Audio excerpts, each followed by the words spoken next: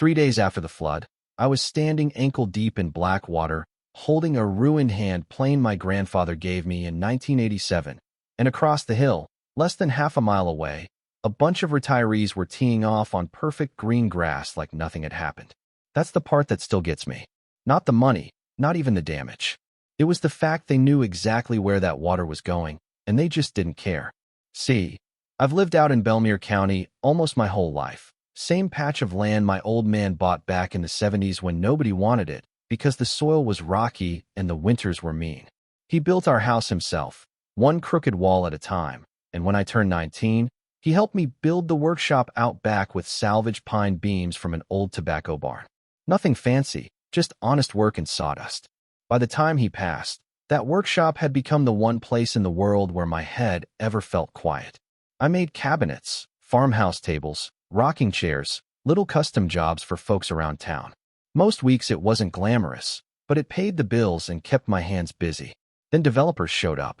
About 12 years ago, they bought the land west of my property and built this polished little golf community called Fairwick Pines. Stone entry signs, fake southern charm, little ponds with fountains in them.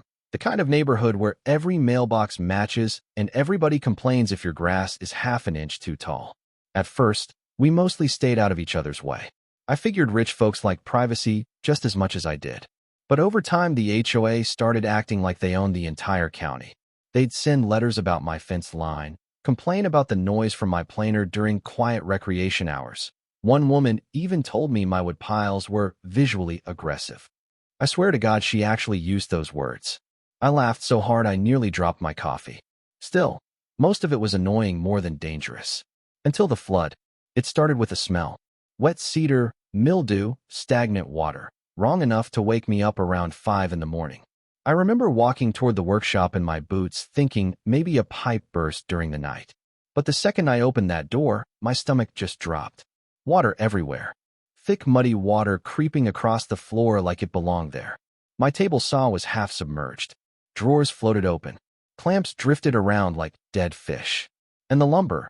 Man, that part hurt. Walnut slabs I'd been drying for 8 months had twisted so badly they looked like potato chips. Every tool I owned had rust already forming on it. I just stood there staring for a while, because sometimes your brain refuses to catch up to what your eyes are seeing. Then my neighbor Walt came jogging over from down the road. Walt's one of those old diesel mechanic types who always smells faintly like gasoline and peppermint gum. He looked inside, whistled low, and said, "Buddy, this ain't rainwater." We spent most of that morning pushing water out with shop brooms and wet vacs, but it kept coming back. Around noon, Walt crouched near the back wall and pointed toward the creek line. "Water's flowing uphill," he muttered. "That shouldn't happen." That's when we went looking. We followed the runoff through the trees behind my property until we found this fresh-cut drainage trench carved right through the brush. Mud still loose on the edges, shovel marks everywhere. And that ditch led straight toward the Fairwick Pines stormwater canal. I remember standing there in silence while Walt just shook his head slowly. "Them sons of bitches rerouted it," he said. At first, I honestly didn't believe it. I thought maybe it was some contractor mistake, maybe temporary construction overflow, or something stupid like that. But later that afternoon, I drove up to the clubhouse and asked to speak with the HOA manager. That was the first time I met Graham Voss. Gray polo shirt, tan slacks, expensive watch, kind of guy who smiles without warmth. He sat behind this giant polished desk while I explained what happened to my workshop. Didn't even pretend to care. He just leaned back in his chair and said, "Well, Mr. Mercer, Fairwick's drainage modifications were approved under county compliance." I told him county compliance didn't give him the right to flood my land. He shrugged and actually said, "Heavy runoff affects everyone this time of year." I stared at him for a second and said, "You got people golfing out there in white pants right now while my workshop looks like a damn marina. And this man, this smug, country club little bureaucrat." He smirked at me and said, "I'm sure insurance will sort it out." That sentence sat in my chest like poison all the way home. Because the truth was, insurance wasn't going to cover half of it. A lot of my tools were inherited, customized, irreplaceable. And deep down, I think Graham knew that. That night, I sat alone in the dark workshop listening to water drip from the rafters while rust spread across 30 years of my life. And somewhere around midnight, I realized something that changed everything. Fairwick Pines needed water just as badly as I did. And unlike me, they'd gotten used to taking it for free. Now, most people hear golf course and picture rich guys in pastel shirts drinking beer at 10 in the morning, but what they don't realize is those places are basically giant thirsty monsters. Every blade of grass out there has to be watered constantly, especially in late summer when the Tennessee heat starts cooking everything brown by noon. And Fairwick Pines had always pulled that water from the old Mercer pond sitting between my land and theirs. My dad used to joke that the course drank more water than the county jail. Back when the developers first built the place, the original owner, some old Southern gentleman named Harold Beckett, came over with a bottle of bourbon and worked out a handshake deal with my father. They could draw water from the pond as long as they kept the shoreline clean and maintained the small access road leading to the pump shed. No paperwork, no contracts, just two men standing on a dock trusting each other. Problem was, Harold died years ago, and the people running Fairwick now treated every agreement like it existed only when it benefited them.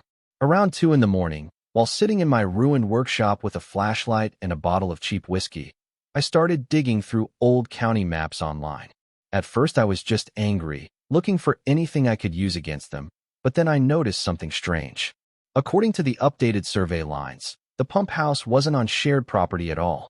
It sat completely inside my boundary by almost 11 feet. I actually blinked at the screen because I thought I was reading it wrong. The next morning, I drove straight to the county records office. There's this woman there named Denise who's worked behind that counter since before cell phones existed. She saw the stack of maps in my hands and said, "Lord, somebody's in trouble." I asked her to pull every easement and water agreement connected to Fairwick Pines. Took about an hour. We went through every document together, and finally Denise looked over her glasses at me and said, "Well, unless there's some private contract nobody filed, they don't have legal rights to your pond." I asked her to repeat it just to hear it one more time. She smiled a little and said, "Honey, looks like they've been borrowing your water for free." I drove home feeling something I hadn't felt since the flood started. Calm. Real calm. The dangerous kind. That afternoon, Walt came by with sandwiches and found me standing outside the pump shed staring at the lock in my hand. "You gonna do it?" he asked. I looked over at the golf course shimmering in the distance and said, "They already did." The next morning around sunrise, I walked down to the pond carrying a heavy chain and a steel padlock big enough to secure a prison gate. Mist sat over the water, frogs chirping, birds waking up, peaceful as church. I chained the pump house shut, slid the lock through the latch, gave it one hard click, and just stood there for a second listening to the silence. No alarms. No dramatic music. Just the sound of Fairwick Pines losing control and not realizing it yet. By noon, their irrigation system started sputtering. By evening, half the sprinklers on the north course were dry. And by the second day, people noticed. See, rich neighborhoods panic differently than normal folks. Normal people worry quietly.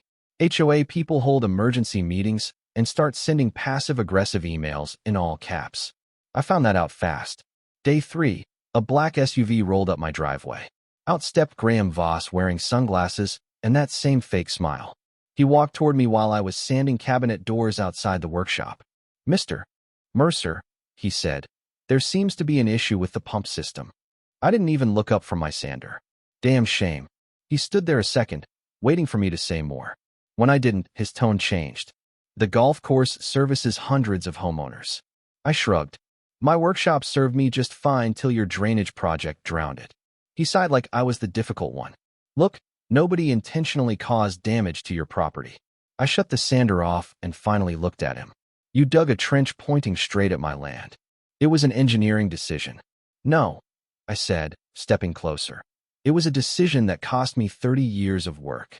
For the first time, his expression cracked a little. Not guilt, irritation. Like I'd become an inconvenience he couldn't smooth over with paperwork. Then he said something that honestly made me laugh. "You can't legally interfere with community utilities." I stared at him for about 3 seconds before answering. "Community utilities sitting on whose property?" He didn't say a word after that, just tightened his jaw and walked back to his SUV. By the end of the week, Fairwick looked sick. The greens faded from emerald to yellow-green. Dry patches spread across the fairways like infection. Wealthy retirees started complaining online, posting pictures with captions like unacceptable conditions and membership fees under review. One guy apparently demanded a partial refund because his wife's charity tournament photos looked depressing. Meanwhile, my workshop still smelled like swamp water and rust. Funny how perspective works. Then came the letter. Certified mail. Thick envelope from some law firm in Nashville demanding immediate restoration of water access. Cease and desist language all over it, full of polished legal threats clearly designed to scare people who didn't know better. I read the whole thing twice while sitting on my porch drinking coffee. Then I laughed so hard I nearly spilled the mug. Because attached to that letter was a property map, and on that map, plain as day, was the pump house sitting inside my land boundary. Their own lawyers accidentally confirmed it. That was the moment I stopped feeling angry and started enjoying myself. I called my cousin Ray, who handles contracts for a construction company down in Knoxville. Ray's the kind of guy who sounds half asleep even when he's winning arguments. I explained everything. Long silence. Then he said, "Oh, buddy, you got him by the throat." He helped me draft a response letter.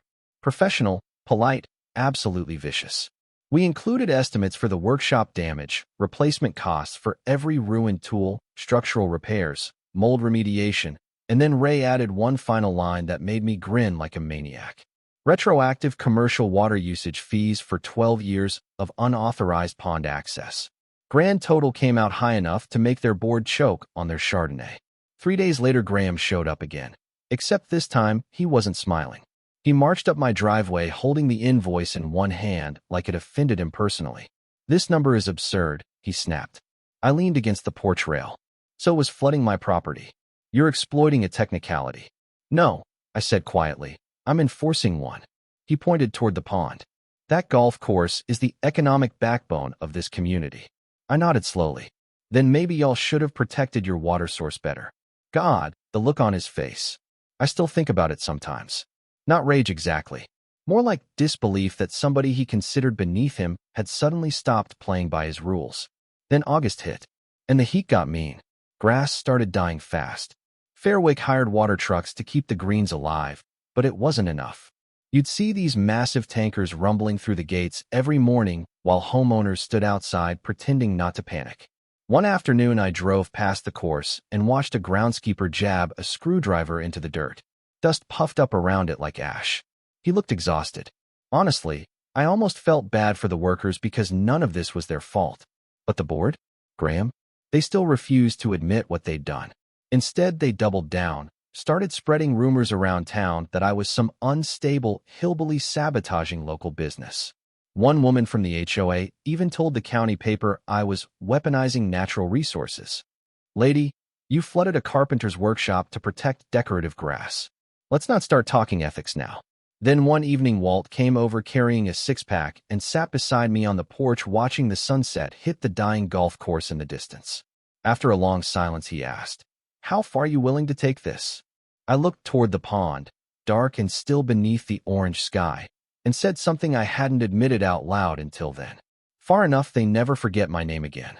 By September, Fairwick Pines looked less like a luxury golf community and more like the set of a low-budget apocalypse movie.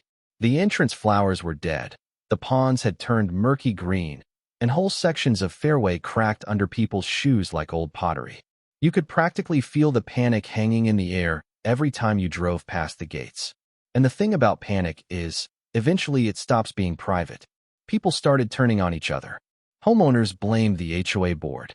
The board blamed contractors. Contractors blamed weather patterns.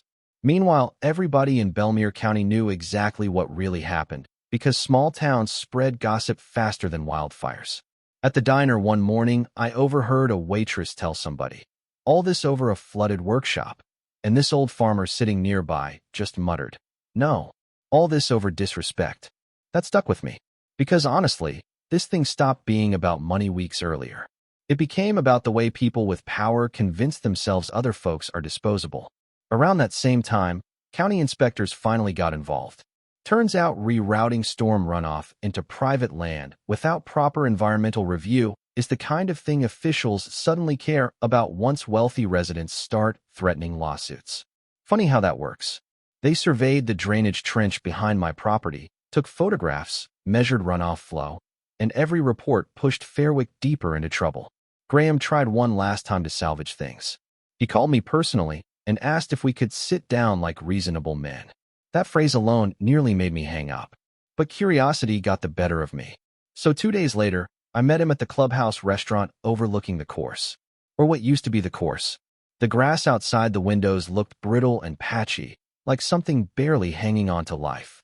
Graham sat there in a pressed blue button-down, trying hard to look calm. But the man had dark circles under his eyes now. Stress finally caught up to him. Soon as I sat down, he slid a folder across the table. "The board is prepared to offer compensation for your workshop damages," he said carefully. I opened the folder. Lowball number. Real lowball. Didn't even cover half the tools I lost. I leaned back in my chair and looked out the window toward the dead fairway. "You know what your problem is, Graham?" He rubbed his temples, already irritated. "I'm sure you'll tell me. You spent so long treating people like obstacles, you forgot someday one of them might stop moving." His jaw tightened. "This has gone too far." I actually laughed at that. Too far? My father built that workshop with his bare hands. Then I leaned closer and lowered my voice. "You flooded the last thing I had left of him so your golfers wouldn't get mud on their shoes." Silence. Thick silence. For a second, I swear he almost looked ashamed. But then his phone buzzed. He glanced at the screen, and whatever humanity was trying to crawl out of him disappeared again behind corporate calculation. "What exactly do you want?" he asked. That was the moment. The one every revenge story builds toward. The moment where you either swing the axe or name your price.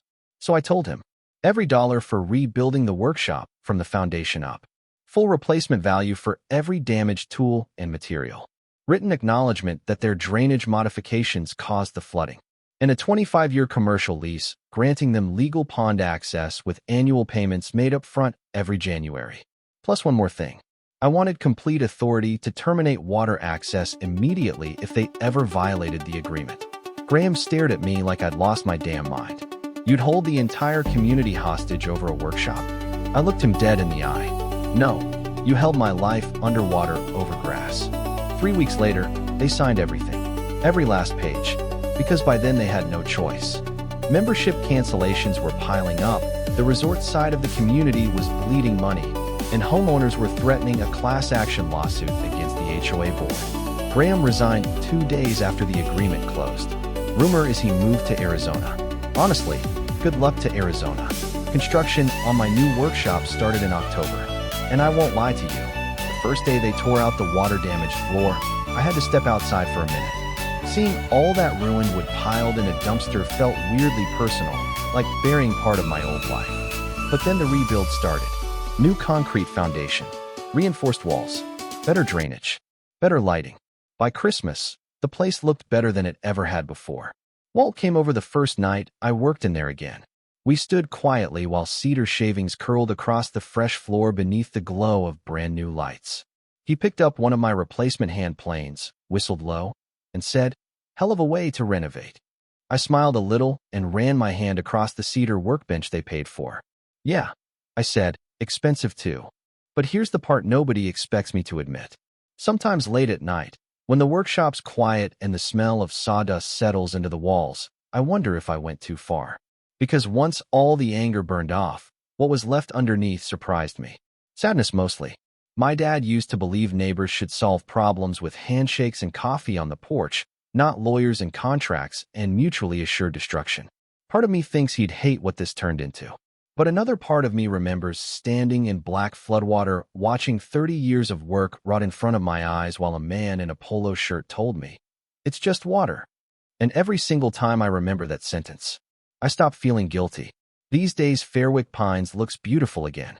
Perfect grass, perfect ponds, perfect little community newsletters pretending none of this ever happened. But every January, right on schedule, a certified check arrives in my mailbox before sunrise. And every year, I walk down to that pump house by the pond, unlock the gate, inspect the equipment, then lock it back up again before heading to my workshop. Same steel lock, same quiet click. Funny thing is, some folks around town think I became the villain in this story. They say I humiliated an entire community over property rights and pride. Others think I did exactly what needed to be done because powerful people never stop until somebody finally pushes back harder. Honestly, I still don't know which side is right. Maybe both are.